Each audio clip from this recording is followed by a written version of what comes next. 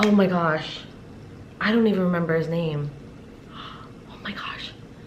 Okay. Crap. All right, so why am I blanking on the name? I should have wrote this name down. Oh my gosh, it's a piano bar. What's it called? Oh. Cool. Sirens. Ready? All right.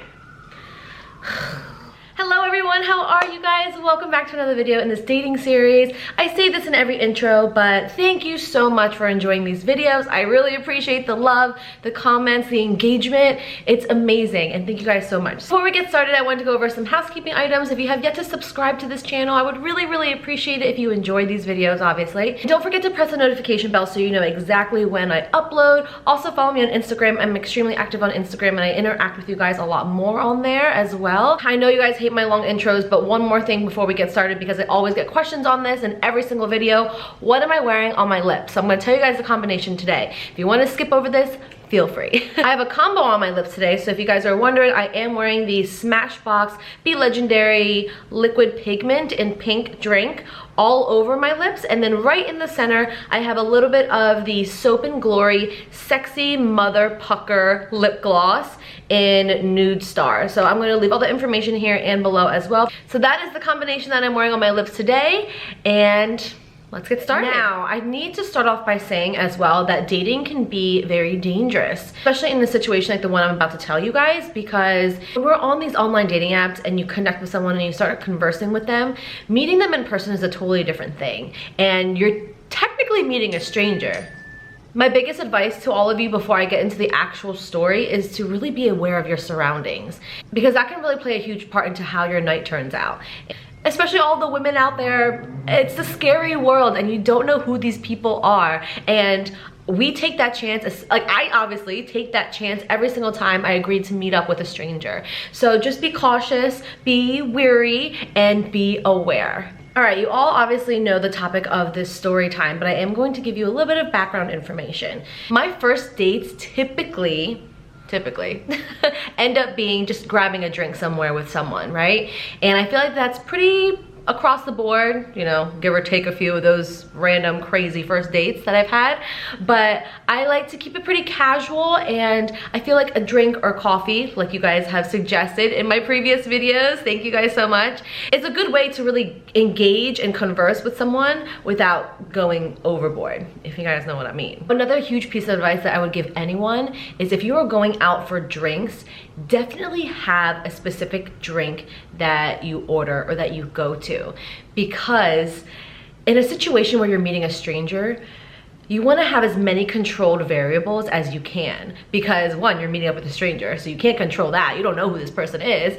Another good way is to control the place that you go to. So I have a really good friend of mine that always has her first dates meet her at a specific bar or a specific restaurant, because she knows the bartender's there and she's comfortable there. And I say this because if something just does go wrong with this stranger or something happens, you know certain things that were controlled by your decisions. So keep that in mind. It's gonna make a lot more sense when I start telling the story. I met this guy on Hinge, I believe, Hinge or Bumble, one of those. I can't remember. All these dating apps are kind of mushing into one at this point. But I met this guy on a dating app, obviously, and we talked for, I think, a little bit over a week. This happened back in the fall of 2018, so it was prime Eagles season. If you guys don't know, I live in Philadelphia, so the Philadelphia Eagles are a huge thing here in the city. Everyone is a diehard fan, so Eagles season can be kind of hectic. I started telling the story and I realized that we should probably give this guy a name, but in my mind I can't even remember his real name. Oh my goodness. All right, let's call him Chris. All right, we're gonna call him Chris. I ended up making plans with Chris on a Sunday, which is typically an Eagles game. And I didn't even do that purposely, it just kind of happened. It was my free night or evening, and he agreed to meet up with me after the Eagles game, which I was like, okay, sounds good. I personally always drink the same cocktail or the same drink, whether I'm with my friends or I'm out on a first date. My drink stays the same. I don't change it up. I don't like to mix different liquors, like dark and light or very sweet, or very, you know, if there's too much sugar, that can really affect my body and how fast my body and myself gets intoxicated. So my controlled variable is my drink. I always drink Tito's and club soda with a lime. It's the one thing that I go to because one, it's less calories, but also I know how many of those drinks I can drink before I get tipsy or drunk or completely blacked out. So I went out with my girlfriends the Friday prior to meeting up with Chris, and that night I think I had about 5 or 6 Tito's and Club with a lime, and that night I was really tipsy. Like, I remember us joking around, we stumbled and got some food, and then we went home, and then we got into our PJs and we kind of just hung out. So I remember that night very, very clearly, and I had about 5 or 6 Tito's and Clubs, and that's just me. Everybody's body is very different. People can take a lot of alcohol, and then some people have a really, really low tolerance. So I think I'm kind of like in the middle, but I know for a fact that I drank 5 or 6 Tito's and Club on that Friday night. So keep that in mind. All right, so Sunday comes around, and the Eagles game, I believe, was an afternoon game. So I end up meeting him, I believe around 5 or 6, because I think it was maybe like a 1 o'clock game, if I remember correctly. And we met up at a bar in the neighborhood that I was living in at the time, and it's just a low-key casual bar, and he picked this bar, okay? He picked it, I think, because he does live kind of close to there, so it was convenient for the both of us, which I agreed, but he knows what type of bar it is, and he knew it was a Sunday. It was a place that does a lot of craft beers and more of a low-key kind of crowd. So I walk into the bar, and it is cleared out. It's empty because the Eagles game is over. So there was nobody sitting at the bar. There was a bartender, and there was a couple sitting at a table having dinner, and that was it. So it was just Chris, myself, the bartender, and a couple in the corner. So we sit down, we get a drink. I order my usual, all the time, Tito's and club soda with a lime. And he orders a cocktail himself. I think it was some whiskey cocktail, I can't remember exactly. So we're having this drink, we're having a conversation, we're meeting each other for the first time. Again, complete strangers, that's what dating is, right? The conversation is very casual. What do you do for work? Do you have brothers and sisters? Is your family local? Do you have a big family? Like, just like easy conversation. And then we're getting about a little bit more than halfway down our drinks, and then he like looks around and he goes, "It's so quiet in here. It's too quiet. I don't like it." And I'm like, okay, I mean, it's a Sunday, so it's kind of expected, and it's after the Eagles game. So he was just like, "Oh, I just don't like how quiet it is. You know, do you want to go somewhere else?" And I'm like, okay, that's fine, as long as it's in this neighborhood, because I don't want to go across town to like another like little bar and have to take an Uber there. I was like, yeah, let's go somewhere where we can walk. So we're both sitting there finishing our drink and trying to think of where to go to next that's in the neighborhood where we can just walk. And he ends up suggesting this piano bar maybe about 2 to 3 blocks away. And I was like, oh yes, I haven't been there in forever. Let's go, let's try it. And he mentions that he goes there often on Sundays because it's a theme night.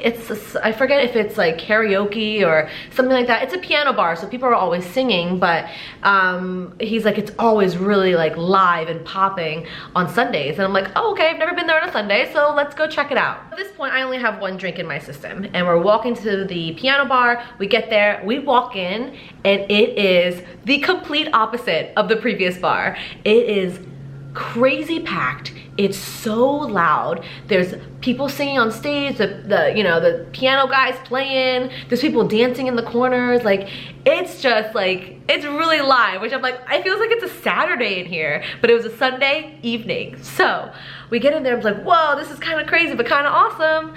So he was like, would you like a drink? And I said, oh sure, thank you. And I'm walking up to the bar with him, but there is a small kind of spot where we can hang our jackets, because it was the fall time, so we had our coats and our scarves and everything. And he was like, oh, stay here and save this spot and I'll go get our drinks. And I'm like, oh, okay. I mean, it makes sense because everywhere was like packed and filled, but there was this one spot where we could put our drinks, hang our coats, and kind of just like, you can kind of just post up. So I was like, okay, yeah, that's fine, like this and that. So I wait there with our coats and everything, and he comes over with the drinks. And I sip it, and the first thing I say is that, wow, this drink is strong. I'm not sure if he ordered me a double or maybe the bartender was just heavy-handed. Who knows? All right, sorry you guys, my memory card was filled, so I had to cut this off and start the camera over. But I was saying, now that I look back at it, it was really odd that he took me to this place that he's been before on a Sunday and knows that it's crazy and it's loud and it's wild, to have a first date because we could barely talk to each other. And yeah, it was just a lot of things going on and you couldn't really focus on just one thing. So we were there for maybe another like 30 or 40 minutes and he asked me if I wanted one more drink and I was like, sure, I'll take one more and that's it, because it's a Sunday and I know if I go to like 4, 5, or 6, I'll get a little crazy, but 3 is a good number for me where I can still feel good and have fun and be loose and, you know, hang out, but I'm not gonna be completely plastered. And I offered to do the next round because he had bought the first 2 rounds. I was like, let me get this one. And he said, no, no, no, I'll get it. And I was like, okay, thank you so much. You know, it was very gentlemanly of him. And I drank the last drink and we're there for maybe another 30 minutes or so. And then that's when things get a little blurry for me. I do not remember leaving this establishment. I don't remember him walking home with me. And I don't remember inviting him up to my apartment. But all those things happened. And the next thing I knew, we were on my sofa, making out, kissing, and I, out of nowhere, just kind of snap out of whatever blackout I was in, or I don't even know what you can call it because I don't remember getting there. I was like, what are we doing? What is happening? And I literally say that to him. I go, whoa, what's going on? Like I was so confused and I realized how drunk I felt. I felt so drunk, one, because I blacked out and I didn't remember walking home with him and inviting him up to the apartment, and 2, I had this huge headache out of nowhere. And immediately after I snapped out of it, I looked at him and I told him that he had to leave. I was like, you need to go. I don't feel right, I don't feel good, you need to leave. And then he was like, oh, are you sure? We're having so much fun, like you're so beautiful, like all this and that. I was like, no, no, no, no, you need to go, I don't feel good, like goodbye. And after he left, I was like, what the heck just happened? I was like, I don't remember the last half of the night and that is not okay. So it's really scary when you have these moments where you don't remember, like you completely black out and you don't know why. And I'm not accusing him of anything specific, but to me it was just really scary because I've heard a lot of stories from my friends from just like, you know, things on the news and stuff like that about women getting drugged or getting roofied, or, you know, people slipping things into their drinks and they don't remember anything, and that just really scares me. So I debated back and forth on confronting him about it, but at the same time, I don't know him. I don't ever have to see him again. The one scary thing is that he knew where I lived because clearly he walked me home and I invited him up, which I don't remember doing that at all. But the next day I just woke up with a really bad headache and my stomach felt really odd, and I pretty much told him that I would not like to see him again. Looking back at it, I know for a fact that it wasn't my alcohol consumption because I had 3 drinks, and 2 nights prior to that I had about 5 or 6, and I was still coherent, tipsy but coherent. So for me to black out completely and not remembering any of that because what, 3 drinks does not make any sense. So it leads me to believe that something was put in my drink. But again, I can't accuse anybody. I can't say that for certain because, you know, I have no proof. But it's scary, and I want all of you to be aware that this stuff does happen, whether we want to talk about it or not. I know some of my friends don't talk about these moments that they have with these first dates, that the guy gets really aggressive because, you know, whether you feel ashamed or anything like that, I think it needs to be put out there, and you know, people need to recognize it and be aware that this happens a lot.